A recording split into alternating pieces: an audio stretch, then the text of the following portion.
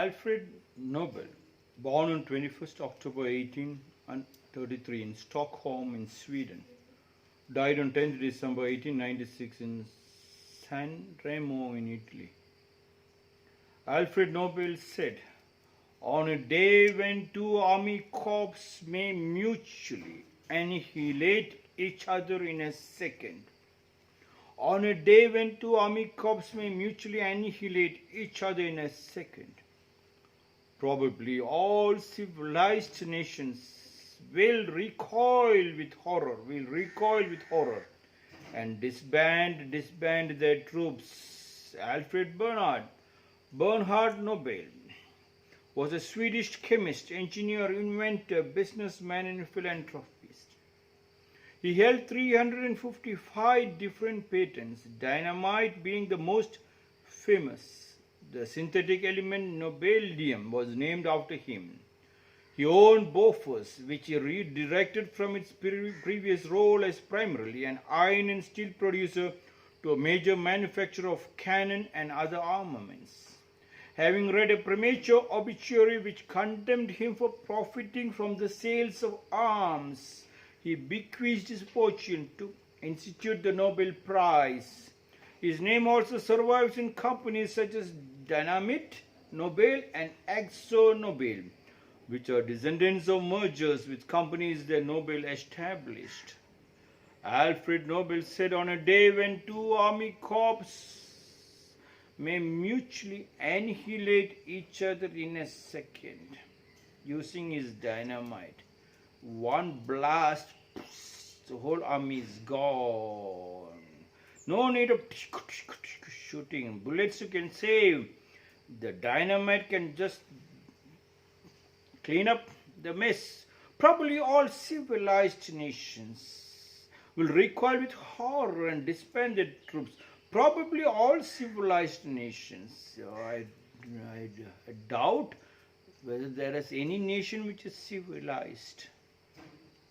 All nations have become barbarians, ruled by barbarians, voted by barbarians, and lived like barbarians. Otherwise, this statement was made much before 1896. After that, he said, seeing the dynamite, the destruction of dynamite, all countries will stop and become friends. Instead, they went for a First World War. Millions of people finished.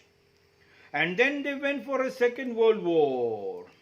And then they almost reached the Third World War with much powerful weapons than the dynamite, the atomic bomb, the nuclear bombs, and kept on piling after piling and threatening and blackmail countries after countries. And almost the Third World War went into Cold War.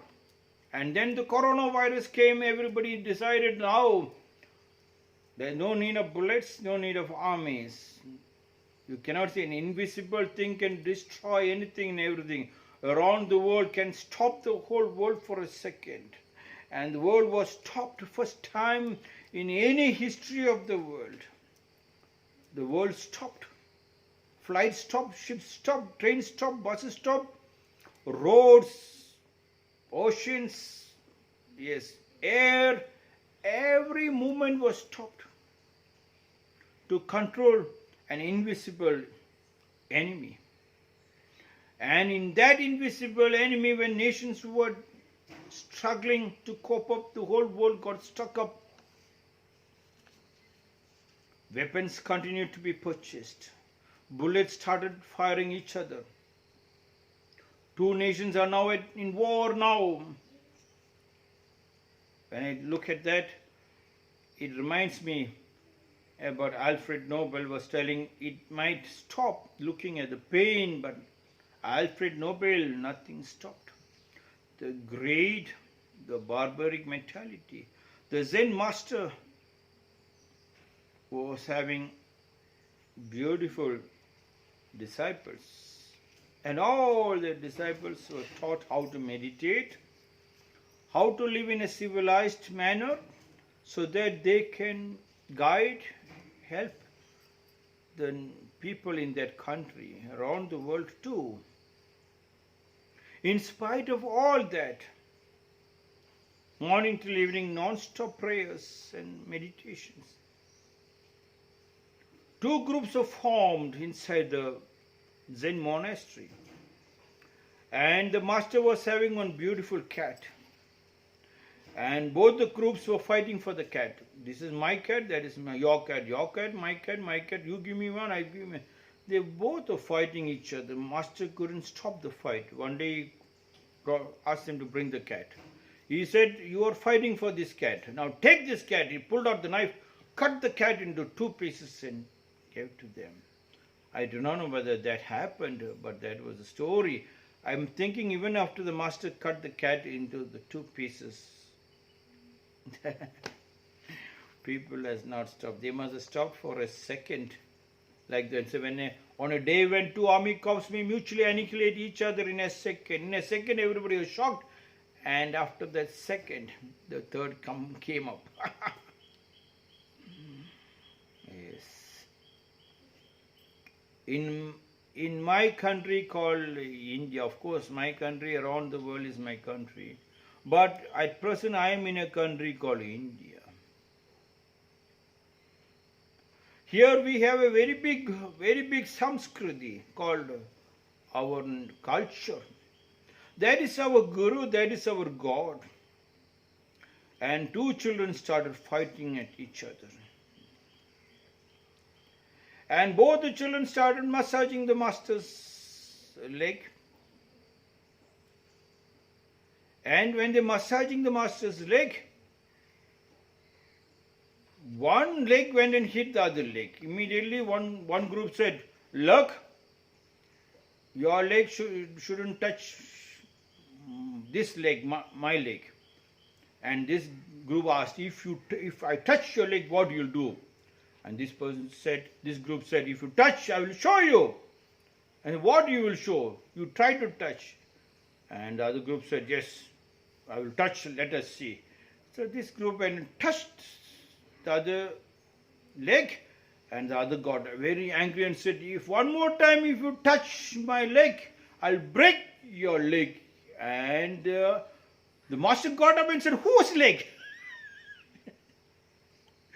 The Indian Samskriti got up and asked India and Pakistan, whose leg?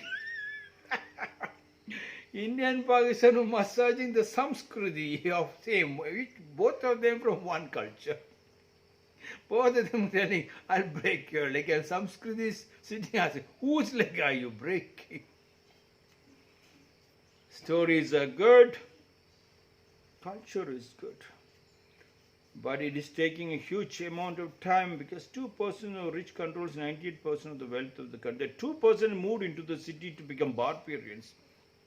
As long as the barbaric nature is there, buying the weapons to cheat us, buying the weapons to annihilate each other, killing each other makes you to sit on the power chair. Alfred Nobel said, on a day when two army corps may mutually annihilate each other in a second. Yes. Probably all civilized nations will recoil with horror and disband their troops. Yes. When a day when two groups understand there is enough for food, that we can make enough food, extra food also in a country, then we can share it up. We do not have to sell, everybody will live peacefully. When the land is enough available, everybody can go and construct the houses in any land they want. And the materials are available because materials are produced in huge lot and is given free of cost. Then people do not have to worry to buy a land to construct a house. Did that happen? When there was excess food, Europe went and dumped into the middle of the sea so that to create the balance of the market. Madness continues. When that madness stops, then there is only purity. Like the